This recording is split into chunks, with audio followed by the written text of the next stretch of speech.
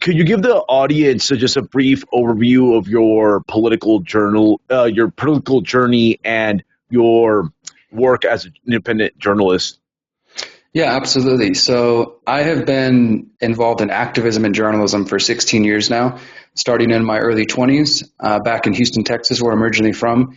I started to wake up politically in late 2009. This was, of course, right after the financial crisis. So I was kind of paying attention a little bit to that, mainly from a mainstream perspective, watching what the banks were doing and the banks being bailed out. And that also kind of led into another popular movement at the time, the End the Fed movement, which was Hmm. largely centered around the Ron Paul's presidential campaign, or the second presidential campaign.